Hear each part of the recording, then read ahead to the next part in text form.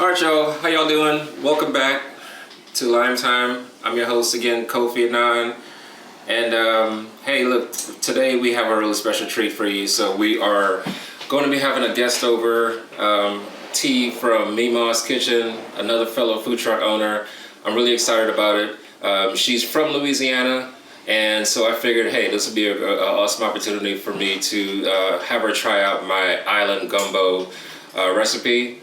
And it's made with chicken and smoked sausage, and it's really delicious. We throwing some pineapple in there. We throwing some scotch bonnet peppers in there, and so it's a little twist to an American favorite. So I love it, and I hope she loves it too. We're gonna talk about the topic today is gonna be how to start a food truck, and I know a lot of people have been asking me about, hey, look, how did you get started? How do you get the equipment? How do you run it? So we're gonna talk about all these things. Me and her started around the same time, so it's really exciting to kind of be with someone who literally we got our trucks inspected on the same day. That's how we met.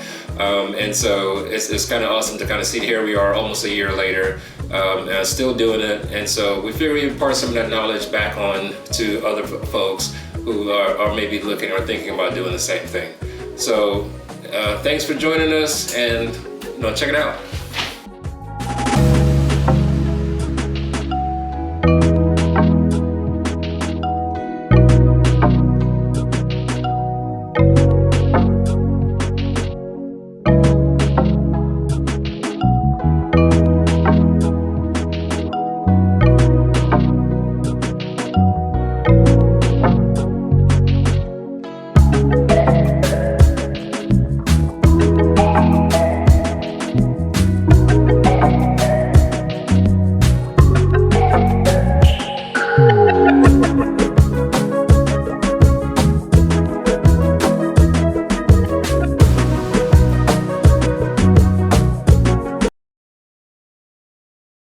Let's get started.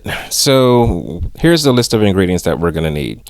We're gonna be using all-purpose flour, chicken breast, smoked sausage, celery, bell peppers, garlic, onions, black pepper, salt, Cajun seasoning, tomato paste, bay leaves, diced pineapples, scotch bonnet peppers, or if you can't get a hold on those, you could always use jalapeno peppers as a substitute, chicken stock, and okra.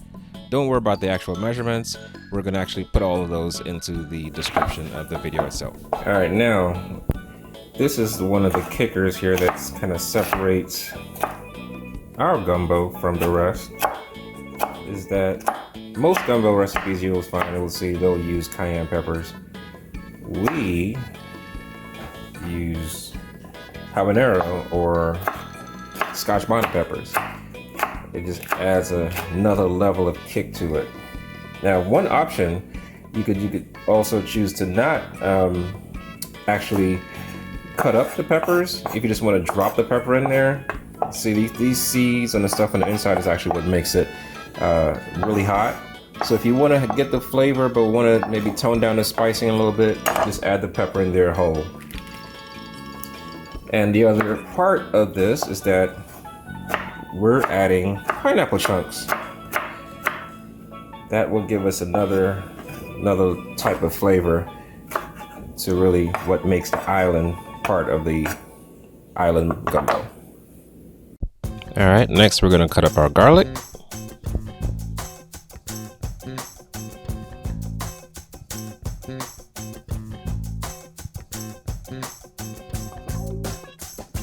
Cut it up nice and fine.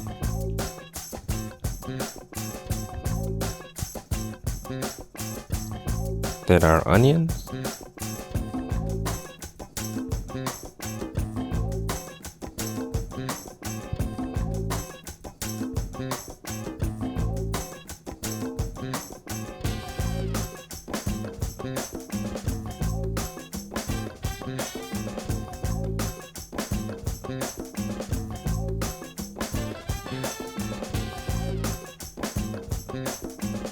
And the bell peppers.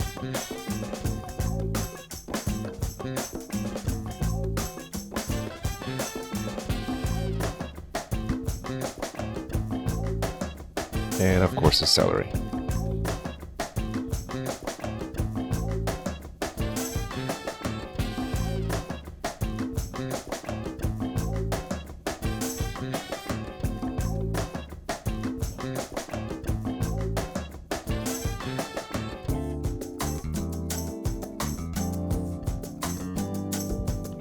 All right, now moving on to cutting up the meats. First, I'm going to cut up the smoked sausage.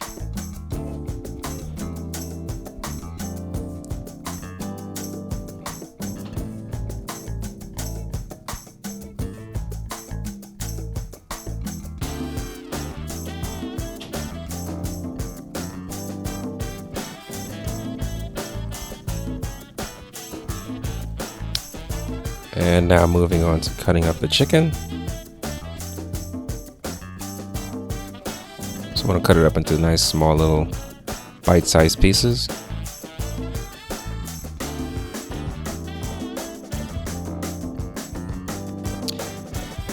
I'm just going to season the chicken with some salt and pepper.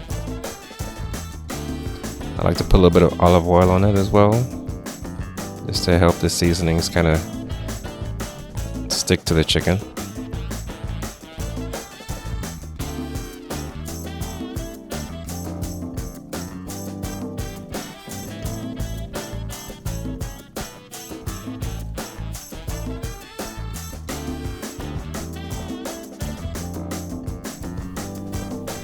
Okay, so now we're gonna make the roux.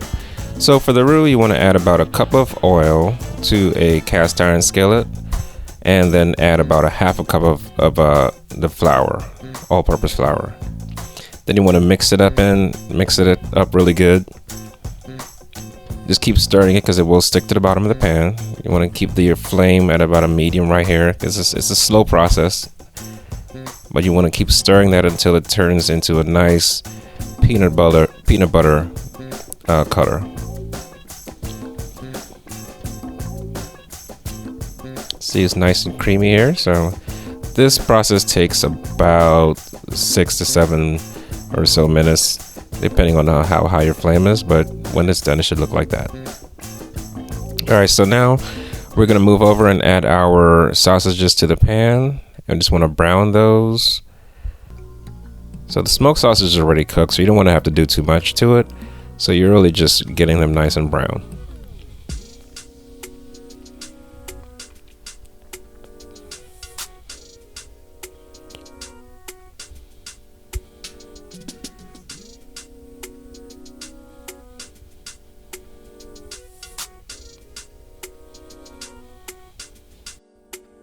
Okay, so once the sausages are done, next up is the chicken. Using the same pot, same pan. Just want to dump those chicken breasts into the pan, and same process. Just about 10 minutes or so just to get those nice and brown. Just want to spread them out evenly.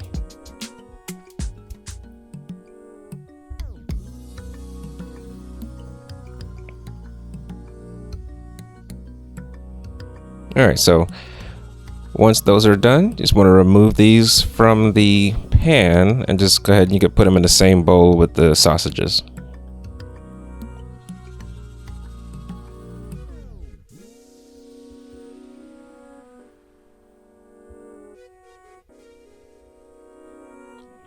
All right, moving on to the next step.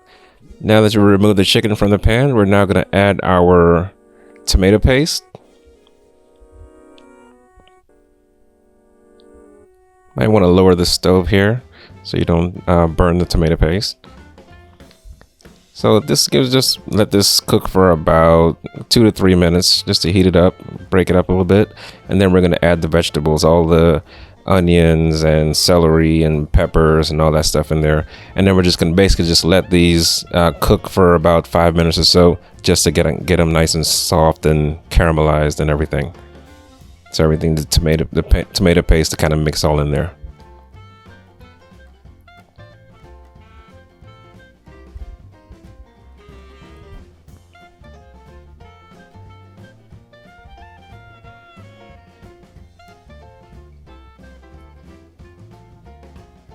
This should be smelling really good right about now.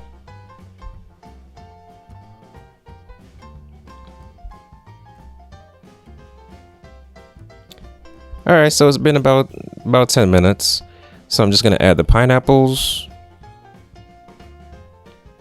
Let that simmer for about another 5 minutes or so.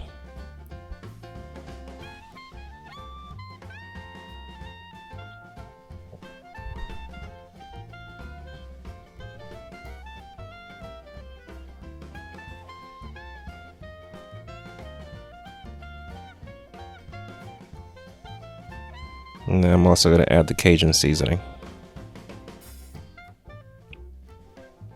And when I tell you about these aromas right now, got that house smelling good.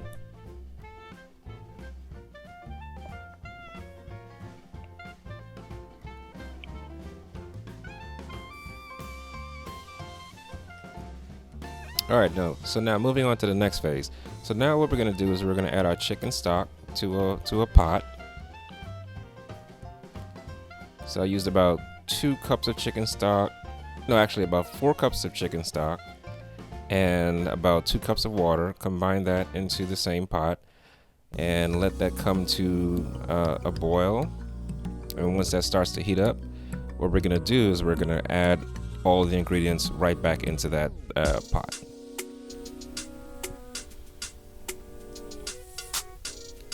So we're gonna add our vegetables and all the celery and the peppers and everything, onions, all that into the chicken stock.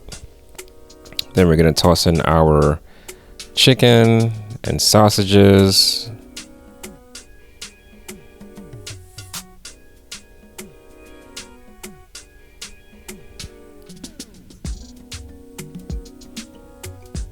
And then last but not least, we're gonna add our roux. That's been kind of off to the side, just chilling, waiting patiently.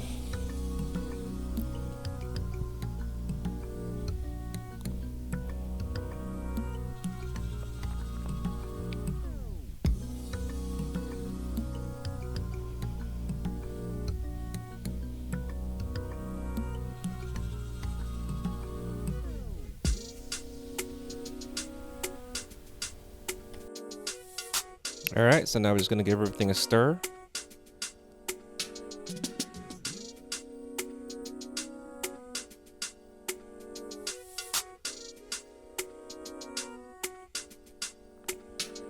Let that cook for about maybe 20 to 30 minutes or so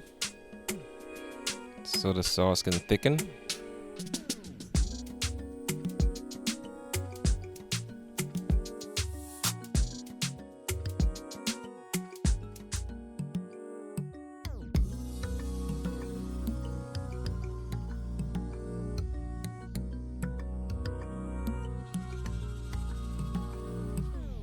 All right, so after about 15 and 20 minutes or so, now I'm gonna add the okra and the corn and stir that around. And then let that chill for about another 15 minutes or so. And that is essentially it, ladies and gentlemen. We're gonna cover this, just let it simmer on low heat for about 15 minutes or so. Just checking every now and again just to make sure we still have enough liquid in there. If we need to add a little bit more, you could always add a little bit more water or a little bit more chicken stock. But that is it. We are finito.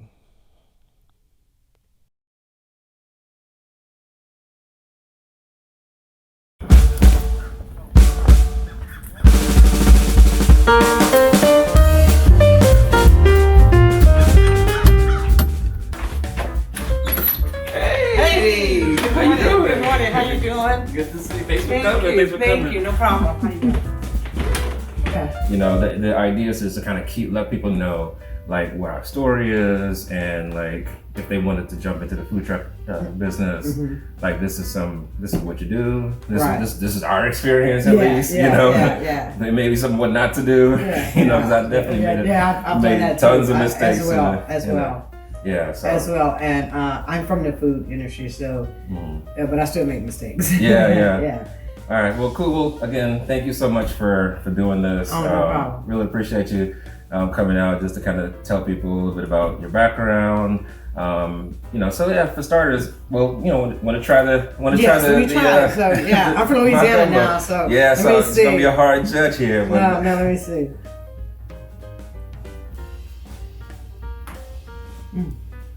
It's good. It has good flavor. Yeah. All right. That's And this is honestly, I have had gumbo with okra, but I've never had it with corn. Yeah. But it gives it it's a crunch. It's good.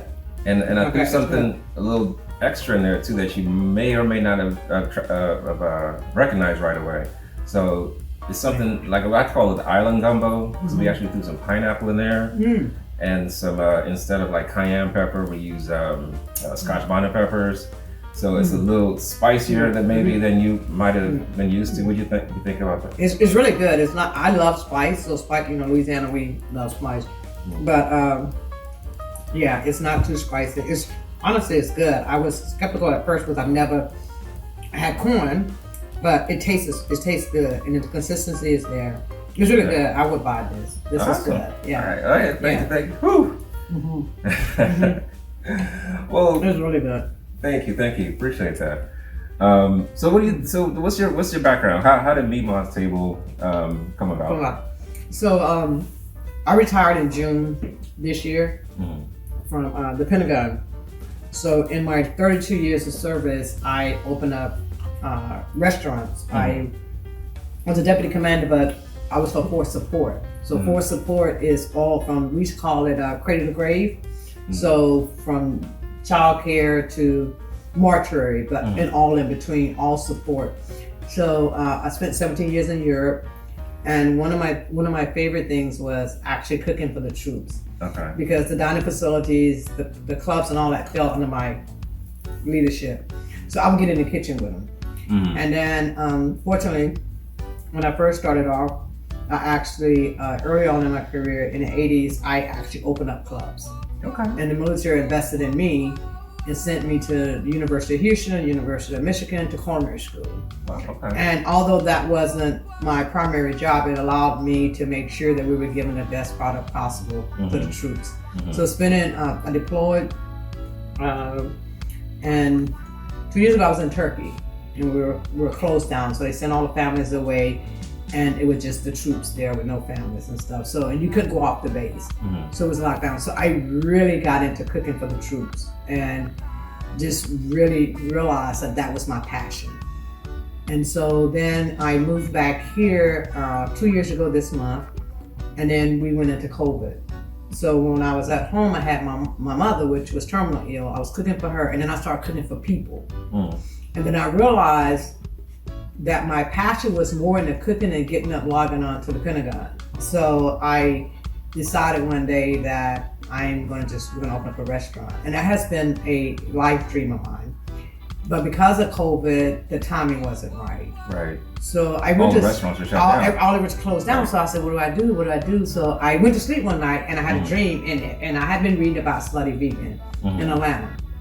Yeah. And that night I Big things out there. dreamt that I was operating in a food truck. So I woke up and I called my daughter Jasmine, she lived in the same neighborhood, and I said, I put my retirement papers in, and I think I know what I want to do. And she was like, well, usually people retire. And I was like, I still got something in me. Got some life left. I got some life left. So Right. I'm going to go buy me a food truck because I had this dream. So I did. I asked her to come with me, her and her husband, and my granddaughter is my mom, and they went with me, and I purchased a truck that day. And I was blessed because I was able to self-finance, right?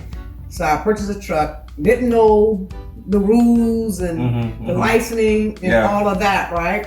So we just learned as we went, right? So fortunately, I was able to self-finance, but I had partners. So one of my partners is my nephew, which is a lawyer. He has a law firm. So then my daughter is IT. She has an IT firm. And then my wife is compliance for the state of Virginia, DC. So I had the right people. You had the people around you. Around me that can help me make sure that I navigate through the system. So we were able to get the licensing, and everything was easy. And I focused on the menus and the food. Okay. So I know, like for our. So a little bit, about my background. So like we started off, around the same time. So around the same time, we literally got inspected the same day. Yeah, I remember. Right, which is crazy. Here we are like a year later. Yeah, I remember. But so I didn't have any background in the food industry at all. You started off, way ahead of me as far as like experience.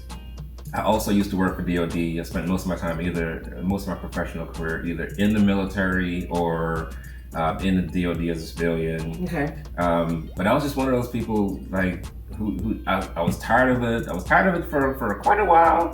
But I was just like, what else am I gonna do? I'm not really sure. Right. I like to cook. I was like, well, am I ready to go out there on my own? I really wasn't confident in my own abilities to kind of go out there and do that, on my own. So, but I was like, I wanted to do something, and we actually started to open up a coffee shop because I figured, well, that's something kind of simple enough that you perfect that, that it should be relatively easy to do. And we actually got to the point where we were trying to get the financing and all the other stuff in January 2020, and the deal fell through. Okay. Right, like in February. And I was bummed at first. I was like, "Oh man, like now what?" Right. But sure enough, like a couple of weeks later, COVID hit, and everything shut down. Yeah.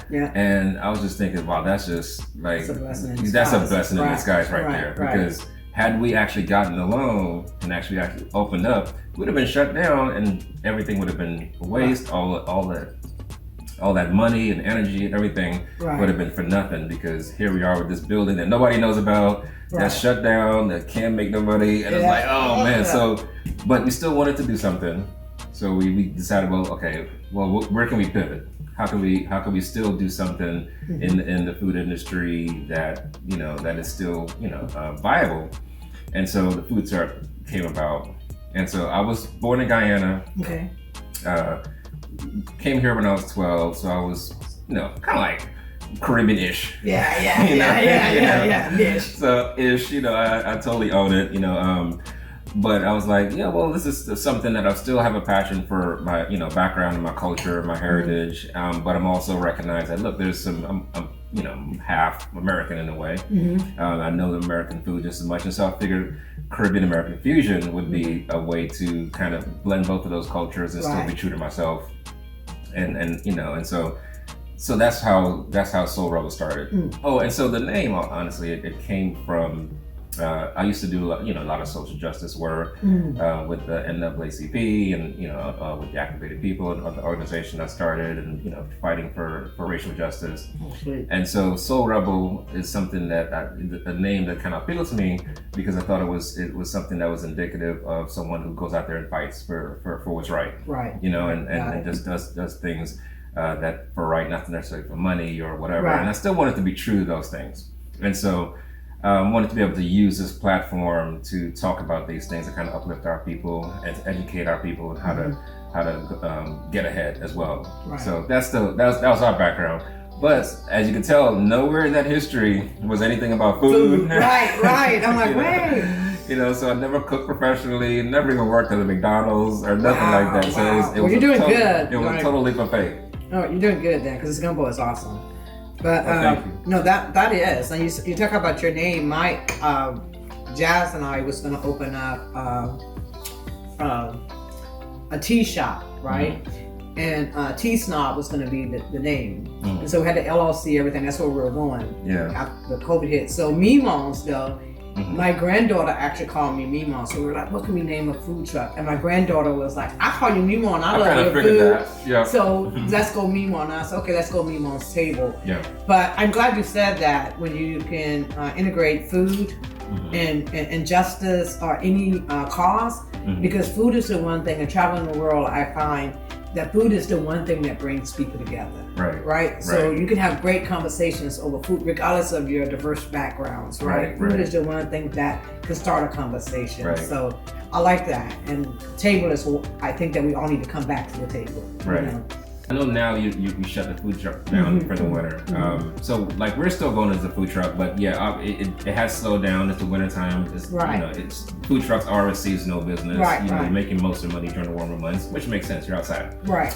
Like pools open up, all that type of stuff. Right. But during the peak days, the peak months, like what's a typical schedule for you? Do you go out every day? Typically, like there were some weeks I did do like every day. I realized that's crazy. So I would try to do 5 to have 2 days to myself. Yeah. And they don't have to be back-to-back days, but I just knew the body needed rest. Yeah. Right. So like people will call up and it was hard to say no, especially if it's guaranteed. But I was like, at the end of the day, I'm not trying to kill myself. I'm literally all I can do is lay on the floor. Right. You know, and that's not a fun way, because then you talk about work-life balance, and I'm like, what am I doing? I preached this my whole career, and now here I am. Yeah, killing myself, chasing my own money. So right. I was like, no. So typically, I try to do 5 days a week during the peak season, and then now that it's off, I call this my holiday season. So I love it. I do 4 days a week, but I'm actually just going to the commissary, fixing, preparing meals. Yeah. Money there.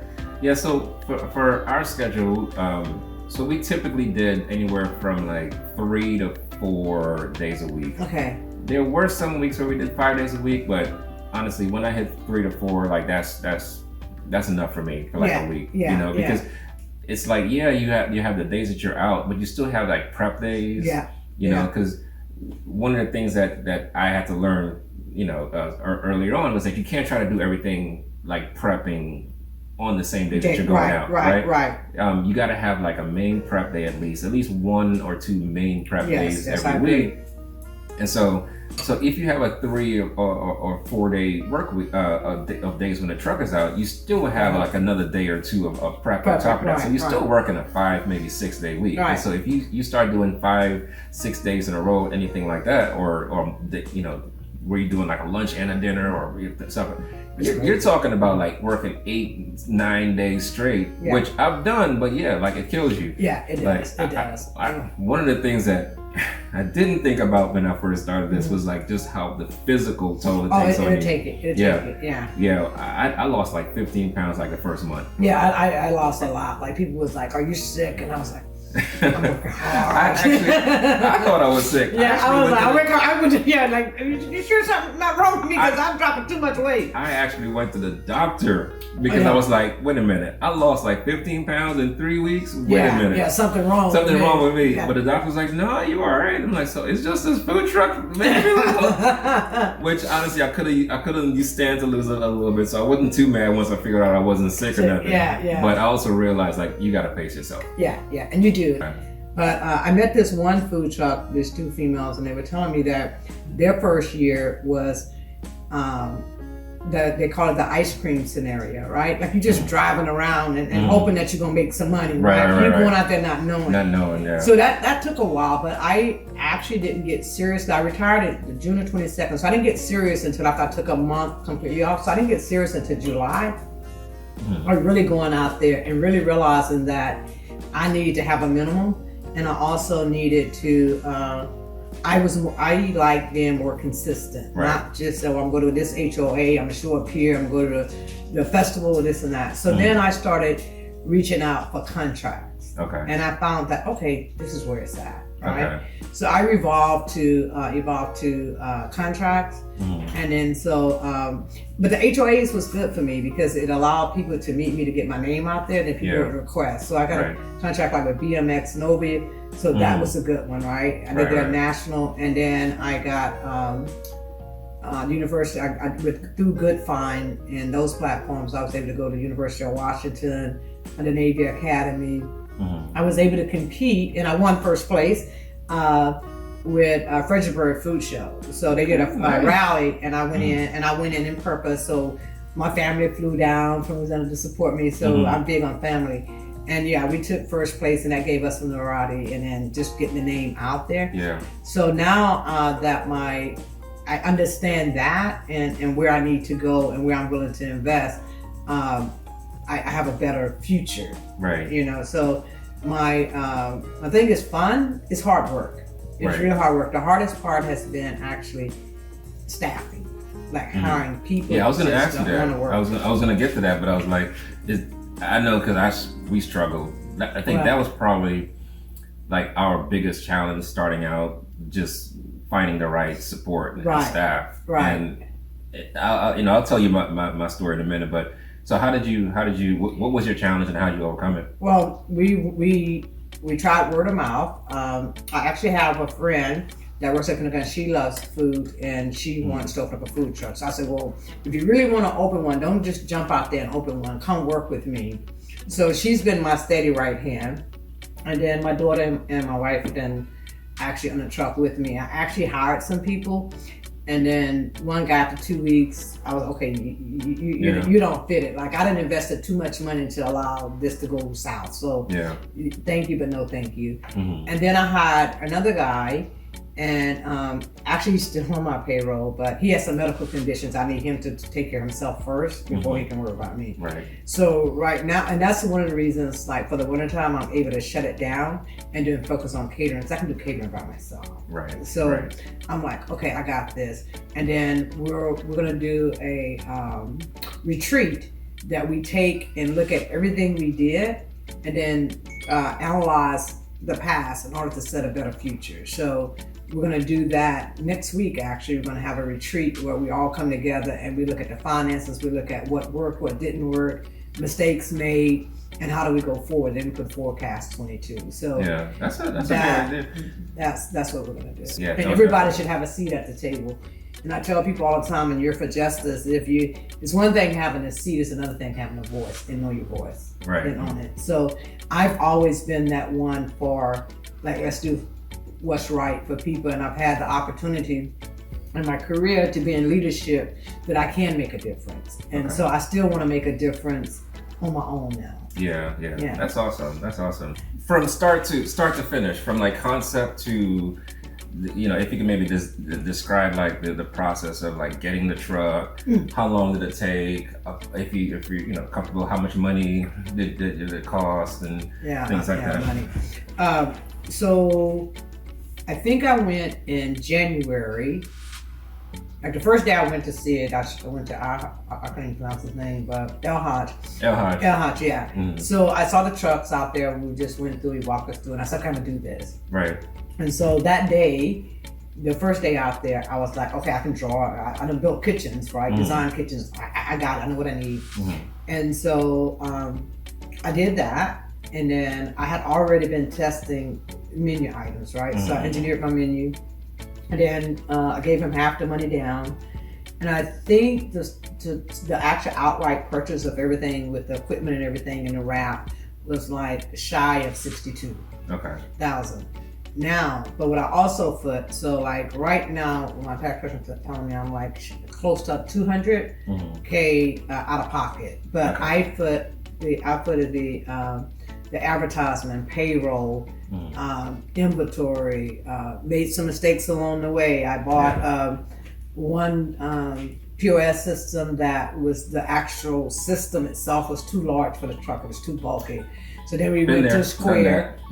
We went to Square. We could just use the phone. And then even when we started going to larger events, it was like, okay, no, maybe you need to go to Toast. So I have Toast, but it's sitting in the garage because I was like, Square works just fine, but I didn't give you $5,000 for this system. Yeah. So in my head, I'm thinking, well, I'm going brick and mortar and I use that. So it's not a waste of money totally. Right. Or you can install it and just go with the, when you go to large events. So yeah, you make mistakes along the way. We paid for marketing, the design. So we started off with the concept, right? And we got the name. Then we went, purchased the truck. So once I had the menu, it allowed me to know what I needed as far as equipment and the layout and the flow. So I was able to do that. So how is your truck laid out? Because so honestly, like for me, like when I went to El Haj as well, and I didn't have like a menu set. I didn't know exactly what I was gonna cook yet. I kind of had some ideas. I just wanted to be versatile enough to like, let me just throw as much stuff in this truck as possible. That way, if I could flex here, I could flex there, So I have like a fryer, a flat top, a grill, obviously some of the basics. I have a refrigerator and a freezer. So how is your truck? So mine is, I don't have a freezer, but I have a stand-up refrigerator, a 3-compartment sink, that's a hand wash sink, then you have a flat top grill, which I'm going to actually exchange that out to a charbroiler. And then I have a double batch deep fat fryer, and then it's a steam table, right? So that you can actually cook and put your stuff in there. And then I have a sandwich unit with a refrigerator on the bottom, which works for me. The main thing I did, my staple and the number one seller is chicken and waffles. So that's, and my waffles are really good because I make the waffles. So I end up buying a industrial waffle machine, which I just use in the kitchen. But I'm actually take the flat grill out, put one char grill, and then that'll be enough room for me to put the waffles there. Okay. So, because I actually make the waffles and I fry the waffles, so the waffles are fried. Okay. So it gives you that beignet taste and texture. Nice. It's really good. Like it's like crack, they say, because you got a cinnamon sugar. We went to New Orleans and like our flight left at like 6 in the morning to come back, and we wanted to make sure we had some extra beignets, so we woke up at like 4 or something just to make this place. Yes. Yeah. You have to try the waffles. Are like that. Yeah. So like the waffles are just like, it looks like a waffle, it tastes like a beignet. Okay. So it's really good. And that sounds delicious. with the sandwich unit, I'm able to do like peach cobbler, apple pie, and stuff, and you crumble it and it sets on top. So it's not only chicken and waffles, you also get to do like the tops, like strawberry and cream with chocolate. So we have fun with that. We even had one church hired us to do 400. And they paid up front, so that was a good thing. Oh yeah, and that's always a good one, right? Yeah. But so as far as like your menu and so like how has your menu evolved since you started? So menu should be seasonal as well, right? So like the things that didn't work, it was like, and I try to cross utilize ingredients. 100% of my ingredients going to be cross utilized, right? So that just saves money, but also for space and to be, because volume is what you're looking for, right? So I, being from Louisiana, I was like, okay, let me try gumbo. And I actually did the gumbo at the market, and I was like, okay, is people gonna pay this? Because I'm gonna go get blue crabs, because I did the gumbo and I put like a whole blue crab on the top for the steaks and the roots, wow. And because people, you buy with your eyes, right? So you don't even taste it if you don't look at it. So I started that, and then the blue crabs, like everything is so expensive. Like everything is just going up. Like chicken tripled already. Oh yeah. So you're like, okay, let me revise this and take off. But like red beans and rice is a staple from home. Certain things you just gotta do. You just gotta do, right? You can't say you're from Louisiana. You can't and not red have. Beans. Exactly. Right. Yeah. Where you from? Yeah. So so that's how we got there. Then I added, like, some people would come up, and then if I'm not saying 3 people, but numerous of people came up and were like, do you have a salad? So I had lettuce, I had tomatoes, and I was like, okay, I got strawberries over here. All I gotta do is add feta cheese. I can make a sauce. So I did the feta strawberry salad and stuff, and so that was in the summertime. So then it was, okay, now it's getting cool, so what do you do? So I did waffles at the Navy Academy. I made homemade chili. I did chili and cheese waffle. Like, just be creative and let the base of the waffle be the base, and I can get as creative as I want. So, so it's so I tested, and I try to test something at like the Navy Academy, somewhere that's going to give me a lot of foot traffic, because then if I can serve 200 or 300 people and I get feedback from 10%, that's better than serving 20 people and one person telling me they like it. Well, that don't mean that it's demanded on the menu, though. Right. So we basically tried to be a restaurant, and we realized that like you can't do that, right? Like, you're a food truck, like you got to have a couple staples, get people in and out as quick as possible. The more variety you have, like it might look good and people might order it, but it's not the most efficient. It slows you down. It makes you work more. You prep more. It just was so time consuming that it was like, no, we were offered everything from salads to desserts and everything in between. And it was just like, this is just too much, right? So we eventually cut out the salads, because it's like, some people were ordering them, but like, I don't know about your experience, but it wasn't like a high demand thing, right? So it isn't like we could do them, but that's going to take another, half hour here to prep, or that's going to take, another one more ingredient you got to buy, and so some of the things we were also like, we're outsourcing. So like some of the like desserts and patties and stuff like that, we didn't make in-house, so we had to purchase. And it's like, well, they're selling, but how much are we really making off of it? So I found like, if you're not going to do it in-house, it's probably not worth it, because it's just one more thing for you to have to worry about, So, and the also thing I found is that even if as we started shaving things off the menu, we weren't necessarily bringing in less revenue. So it's like, well, if you know, at the end of the day, there's still a business, right? Like you want it to be, you know, beautiful, and you want to make everybody happy, right? But at the same time, this is the bottom line. Here is the bottom line. Yeah, I'm a bottom line person. Yes, right? Yes, so like those were the kind of lessons we learned: how to be more efficient, save time, and not have to also staffing, right? Like I went back to the staffing issue, right? Because I've got to the point now where I could pretty much work on my own. Like I could do the prep on my own. I could work the truck on my own. If I get some help, great. If I don't, you know. I did. I'll tell you a story. I went to a church. They had bought me out, and then they called one day, and I was actually on the truck, and I answered the phone, and they were like, "Hey, we have an event. We have 4 trucks. We need you to feed like 150 to 200 people each truck, and it's guaranteed." Okay, I'll be there because I like the guaranteed, right? But I didn't have no help, so I said, "Okay, God, I can do this." So I went set my truck up, did it, and I literally, they gave me a round of applause. I literally had gloves on. Toast would have came in handy because they could have run their own order up. I literally had the phone, taking their order, right? And then dropping chicken at the second time. It was like, oh my God. But I got through it and it was great. But I served 150 by myself in an hour and a half. And I was like, that's kicking behind, right?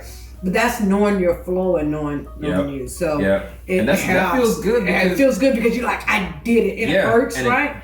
But it felt so great. But then the hardest part I think I found was you go prep, right? Then you take the truck out. And sometimes I could be driving this, although it may say 20 miles here, 20 miles could take you an hour, right? Then you work the event for 2 hours, but then you got to go back and clean that thing. And I'm like, oh my God. So like and so then I even tried double booking like 2 a day. I was like, I can't do that. Like I'm killing myself. I'm killing myself. No, like for what? At what cost, right? Right, exactly. So it's like all money ain't good money. This thing, when your body just hurts so bad that you're crying, it's time to stop. So I learned those lessons, like trying to be greedy and saying, okay, I'm gonna get to this.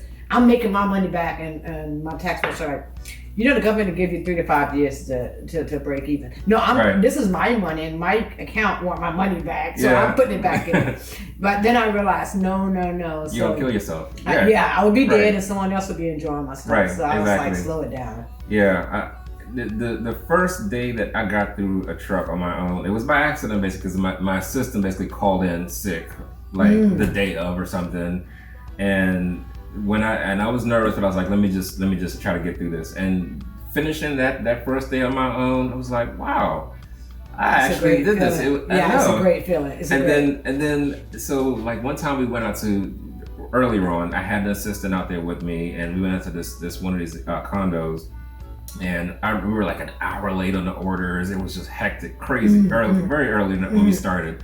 We had several of those, by the way, but you know, early. And then this time I went back to the same condo like a couple of weeks ago by myself. Everything was early or on time, and it was just like, wow, just kind of reflecting back at the same location, same amount of people. Like I had, you know, twice I had help. I had all of this just to reflect on how far that, you know, I've come. Right. You know, it was a beautiful feeling. No, it is. Well, congratulations on congratulations all your to you too. Oh, thank you. I didn't ask you. So, what's your next? Are you just gonna stick with the food truck? Or are you gonna go beyond that? So, I think I'm definitely gonna stick with the food truck for at least one more year. I really like the flexibility and freedom. Honestly, that's more important to me right now than even the money. The freedom is like awesome. The freedom and the flexibility is the 2 things that just drive me right now. So I know that when you open up a restaurant, you lose a lot of that, right? Because with a food truck, you kind of pick your schedule. You know, maybe I want the truck out, you know, this many days this week. Maybe I want to close next week. Whatever. You can do that in a food truck. You can't do that in a restaurant. You're open at least 5-6 days a week, if not 7. And so that becomes your life, you know? And so I know I'm not ready for that right now. I'm not mentally in a place where I want to do that right now. So right now I'm just kind of content to the schedule and just kind of having 1 year of just having things run smoothly. A great success. We'll see where it takes us. But it is fun, and I can say, the liberty, like I remember one night I got off the truck and I must have got home about 10:30, When my son is only 41, so he had a stroke and they called me. So I had to get to Florida. And I was like, if I was still at work, I had to ask someone, can I take off? If I was in a restaurant, I got to go make sure that's right. So God, I'm in the right place right now. Guess what? I'm just getting on a plane and going. Right. And just saying, cancel everything. Yeah. I'm out of here. So that I do like the freedom and the flexibility of scheduling and owning that. Right. And you can, like I said, you're doing catering right now. Yeah. You park the truck, you're doing catering. Yeah. You schedule the truck as many days as you want. You could take, we just took a couple of weeks off. Basically, we just started back then. Like you just that's fun. That's you can't put a price tag on that. Like when you talk about quality of life and like that's really what I'm after right now. And I think a lot of people that will get into this will find that regardless if you work hard while you're grinding, but your downtime is your time. You own that. So it gives you the true flexibility in the work-life balance. Because we talk it, but we don't live it here, Right. So I think with one of the blessings that's coming up out of COVID is people starting to realize what's really important, right? And they're trying to find that balance, and they're realizing, well, I can do without that for this peace of mind over here, right? And I think that is really, really good. That's very great, yeah. So for we don't have any plans to do anything differently next year. I'm just kind of happy and honestly proud, and that even that I made it this far. Like one of my goals for starting out was just don't kill nobody. Yeah. That's awesome. Yeah. And don't become homeless. Yeah. Luckily, we haven't done either of those. Yeah. And so for like one more year, like if we just kind of take all the lessons learned and the fact that things are running so smoothly, we're pretty much like a well-oiled machine at this point. Yeah, that's good. And just do that for one more year and just have the peace of mind of just being stable. Yes. And then maybe this time next year we could think about, well, okay, do we want to grow? Do we want to, brick and mortar? Do we want to franchise? Whatever. And then have those discussions, but at least take one more year just to kind of work it out. Let things no, that's good. I'm proud of it. It's always glad to see our people, right, do that and realize that it is a land of opportunity. I'm not saying that it's an equal opportunity. I'm saying it's an opportunity, right? So to get out there and grind. So I look forward to working with you. Same here. Yes, I think we can do some things. I think we can do some things. Well, thank you. Want to tell the folks how to find Mimos? Oh yes, you can look up, follow me on mimostable.com is my website. I got Twitter, Facebook, all the social medias. It's just Mimos Table. So look us up and follow us. All right. Thank you and happy holidays. Absolutely, and her food is absolutely delicious. So you gotta check it out. And his is too. So he's brave. He's confident. He made gumbo for me. Yes, it was awesome too. Brave or crazy? No, it was good. But thanks for joining us. All right, y'all, that just about wraps it up for this episode of Lime Time with Kofi. I hope you enjoyed the video. I know it's a little bit of a long one. Let us know what you think about that format. It's a little bit of a cooking, a little bit of a discussion. We would like to keep the conversation going. If you're interested in starting a food truck of your own or have any questions or looking at how to get started, let's keep the conversation going in the comment section. I'm not an expert by any means, which I told you on the video, but maybe I figured out some things that might be able to help you get started. So we'd love to continue to help. If you're interested in following us, we're at Soul Rebel Food. That's on Instagram, Twitter, Facebook. If you want to check out Mima, her website is mimostable.com. Her food is excellent. Check out her truck as well. She also does catering as well, as do we. So give us a shout. If you would like to make a donation, we're going to leave that information into the comment section as well in this video. We'd like to continue to give you more dynamic content, continue these conversations, do things that help to uplift the community, as well as provide great food. So thank you again for watching, and continue liming, folks.